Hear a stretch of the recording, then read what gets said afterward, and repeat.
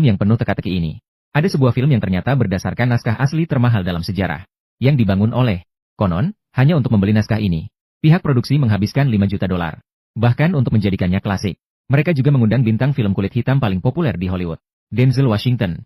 Naskah yang sangat mahal ditambah dengan aktor yang hebat, maka terciptalah film dengan alur waktu yang mengejutkan banyak orang. Tanpa berlama-lama, mari kita tinjau kembali film thriller berkualitas tinggi ini. Cerita ini berlangsung di Pelabuhan Algiers, New Orleans. Saat ini adalah festival tahunan yang meriah. Anggota angkatan laut dari sebuah kapal induk merayakan liburan. Mereka semua membawa keluarga mereka naik ke sebuah kapal pesiar kecil. Sambil kapal pesiar perlahan-lahan meninggalkan pelabuhan. Di atas kapal, suasana dipenuhi dengan tawa dan canda. Namun yang tidak terduga adalah, kapal pesiar baru saja berlayar tidak jauh. Tiba-tiba seluruh kapal mengalami ledakan besar yang hebat. Hanya dalam sekejap, lebih dari 500 penumpang di kapal tewas seketika. Seiring dengan munculnya awan jamur akibat ledakan yang menjulang ke atas. Peristiwa ini dengan cepat mengguncang seluruh negeri. Segera setelah itu, banyak petugas polisi, ambulans, dan pemadam kebakaran segera bergegas ke lokasi kejadian. Sementara itu, Badan Pengelola Bahan Peledak juga mengirim seorang agen senior ke sini. Namanya adalah Daoub. Dia memiliki pengalaman yang kaya dan wawasan yang luar biasa. Namun meskipun dia telah melihat berbagai situasi besar, setelah melihat ratusan mayat korban, dia tetap sangat terkejut. Untuk mengungkap kebenaran, Daoub mulai memeriksa berbagai puing-puing di sekitar dengan teliti. Dia berharap dapat menemukan petunjuk yang berharga. Pada saat itu juga, sebuah potongan plastik kecil dengan sumbu menarik perhatiannya. Setelah memeriksa dengan teliti, Daoub memiliki sebuah dugaan dalam pikirannya. Namun, untuk memverifikasi pemikiran ini, dia kembali ke bawah jembatan bulan sabit yang tidak jauh dari situ. Dan di bawah jembatan, dia menemukan sesuatu yang baru, yaitu sisa-sisa bahan peledak amonium setelah ledakan. Dengan kata lain, ini adalah sebuah serangan teroris yang direncanakan. Maka Daoub memberitahukan penemuannya kepada polisi. Dia berharap mereka dapat menyelidiki tersangka berdasarkan petunjuk dari potongan tersebut. Kemudian dia kembali ke Badan Pengelolaan Bahan Peledak, bersiap untuk menggunakan ketajaman pengamatannya untuk menemukan calon tersangka dalam rekaman pengawasan di lokasi. Rekan kerjanya, si kacamata, juga menyerahkan sebuah nomor pada saat itu.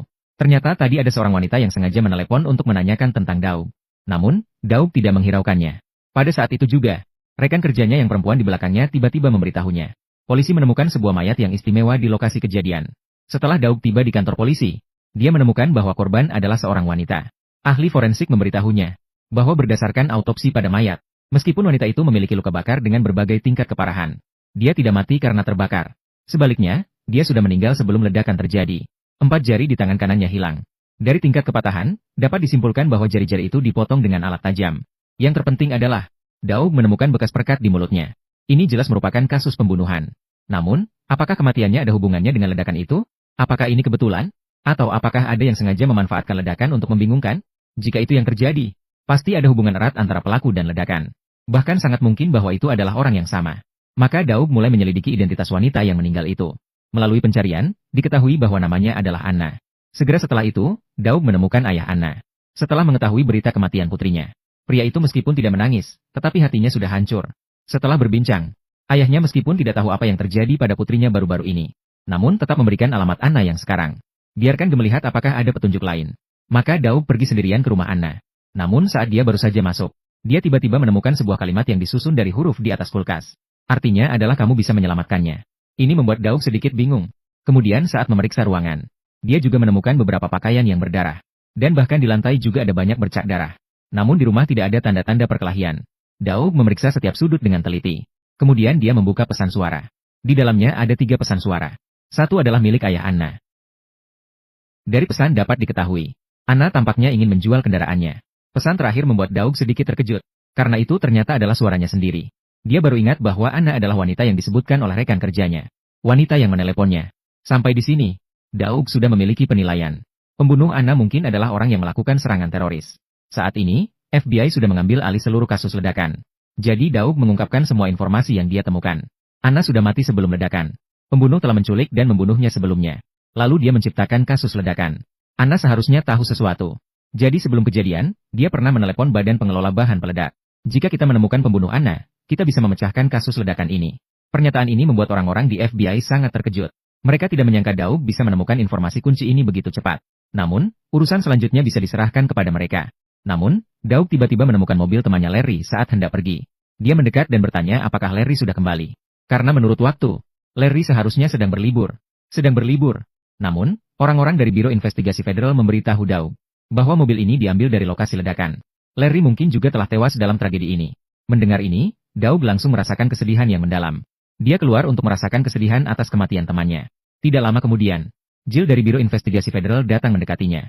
Dia menyatakan bahwa dia berasal dari Departemen Khusus di Biro Investigasi Federal. Kasus ledakan ini juga merupakan kasus pertama mereka. Jill ingin mengundang Daug untuk bergabung dengan tim investigasinya. Karena mereka kekurangan orang seperti Daug yang memiliki wawasan yang kuat. Kematian temannya membuat Daug bertekad untuk menemukan pelakunya. Jadi, dia mengikuti Jill ke sebuah markas rahasia. Di sini berbeda dengan tempat lain. Di mana-mana ada perangkat elektronik dan layar yang tak terhitung jumlahnya. Setelah Daug duduk dengan wajah bingung, salah satu pria berjanggut berkata padanya bahwa ini adalah rekaman dari 4 hari yang lalu. Dia berharap bisa melihat dengan seksama saat diputar. Apakah ada kandidat yang mencurigakan? Kemudian mulai beralih bolak-balik antara sudut pandang yang berbeda. Dan saat itu Daug mengajukan sebuah pertanyaan. Jika ini adalah rekaman dari 4 hari yang lalu, bagaimana mereka bisa beralih ke berbagai sudut pandang dengan begitu lengkap? Bahkan bisa berhenti di dekat karakter di dalamnya sesuka hati. Jill segera menyatakan, mereka mengambil data yang dikumpulkan di seluruh wilayah. Menjadi sebuah film yang berkesinambungan. Jadi Anda bisa memilih titik observasi mana saja di area target. Dan sebagian besar data berasal dari 7 satelit di langit. Penelitian ini juga dinamakan Putri Salju. Meskipun Jill menjelaskan dengan serius, Daug tetap segera menunjukkan celah di dalamnya. Itu adalah video yang diambil 4 hari yang lalu. Bagaimana mereka mendapatkan sinyal audio? Karena mereka bisa mendengar dengan jelas apa yang dikatakan setiap orang di dalamnya. Kalimat ini membuat Jill dan yang lainnya terdiam. Dan Daug tiba-tiba bertanya, mengingat kita bisa melihat yang terjadi 4 hari yang lalu, mengapa tidak melihat video pada hari ledakan itu? Jill menjelaskan bahwa ini perlu menunggu. Karena untuk menghasilkan video seperti itu membutuhkan waktu 4 hari. Artinya, waktu di dalamnya sinkron dengan kenyataan. Sekarang, untuk melihat video pada hari ledakan, kita masih perlu menunggu 4 hari lagi. Dan konten video ini tidak bisa diputar mundur. Setelah berlalu, itu tidak bisa dilihat lagi. Jadi, ini juga salah satu alasan mengapa Daug diundang untuk bergabung. Diharapkan dia bisa menemukan orang-orang mencurigakan untuk menangkap pelaku lebih awal. Meskipun 3 hari kemudian mereka juga bisa melihat kebenaran tentang kasus ledakan. Namun, ada kemungkinan besar mereka akan melewatkan titik penting. Dan tersangka juga mungkin memanfaatkan waktu ini untuk pergi ke luar negeri. Daug berpikir sejenak. Langsung saja minta mereka untuk mengalihkan pandangan ke rumah Anna. Jika tersangka terlebih dahulu menculik Anna, maka hanya di sini dia bisa menemukan jawaban lebih awal. Yang tidak dia duga adalah, penelitian ini benar-benar sebuah keajaiban. Karena setiap gerakan Anna dapat dilihat dengan jelas oleh Daug. Dan dia sepertinya selalu merasakan keakraban yang aneh dengan wanita di depannya. Pada saat itu juga, sebuah telepon mengganggu pemikiran Daug. Ternyata polisi menemukan saat melakukan pemeriksaan di rumah Anna. Di sini terdapat sidik jari Daug di mana-mana. Mereka menuduh Daug terlalu tidak profesional dalam menangani kasus. Namun Daug jelas ingat bahwa dia pergi ke rumah Anna dengan mengenakan sarung tangan. Ini agak aneh. Namun dia tidak memikirkannya lebih jauh. Dia tetap mengamati keadaan Anna. Namun seiring berlanjutnya pengamatan, Daug menyadari ada yang tidak beres. Karena Anna di layar tampaknya menyadari ada seseorang yang mengintipnya. Dia terlihat berteriak kemana-mana. Siapa di sana? Daug segera meminta orang untuk mengubah sudut pandang untuk melihat situasi di sekitarnya. Dia mengira pelakunya telah muncul. Namun, setelah mencari di semua sudut, tidak ada penemuan apapun. Daug duduk di bangku dan mulai berpikir. Apakah mungkin Anna merasakan bahwa orang-orang sedang mengamatinya? Meskipun hati memiliki keraguan. Namun, Daug tetap melanjutkan pengamatan terhadap tindakan Anna bersama orang-orang. Begitu, tidak lama kemudian, sebuah petunjuk penting tiba-tiba muncul di depan mata. Anna pernah memposting informasi tentang penjualan mobilnya di internet. Kebetulan ada seseorang yang ingin membeli mobil tersebut. Dia kemudian menghubungi Anna. Dan dengan alasan melihat mobil, dia mendapatkan alamat Anna. Biro investigasi segera melakukan pelacakan terhadap telepon tersebut. Hasilnya, telepon tersebut berasal dari sebuah telepon umum. Namun, rekaman pengawasan mereka memiliki batasan jangkauan. Telepon umum itu tepat berada di luar jangkauan. Maka, Biro investigasi segera meminta rekaman pengawasan biasa di sekitar telepon umum tersebut. Meskipun memang telah menemukan orang, tetapi tidak dapat mengenali wajah orang tersebut. Namun, tas di samping orang ini menarik perhatian Daug. Dia meminta seseorang untuk memindai tas tersebut, kemudian mencocokkannya dengan yang ada di kapal pesiar. Ternyata tidak lama kemudian, ditemukan seorang yang mencurigakan. Namun karena ini malam, wajah orang tersebut masih tidak dapat dikenali. Namun Daug memastikan bahwa orang ini adalah pelaku dari seluruh kasus ledakan. Dan pembunuh Anna. Awalnya berpikir bahwa semuanya bisa berakhir di sini.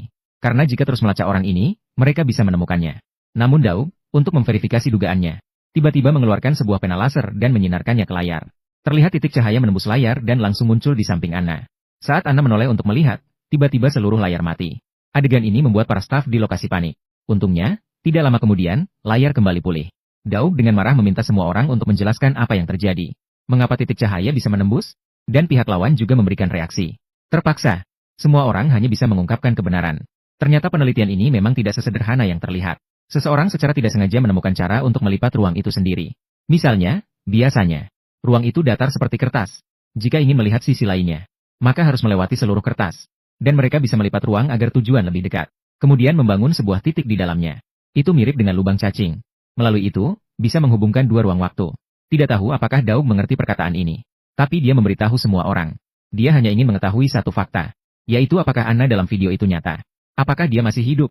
Kakak berjanggut menjawab ya. Tapi tidak lama lagi dia tetap akan mati. Karena semua orang tidak bisa mengubah semua ini.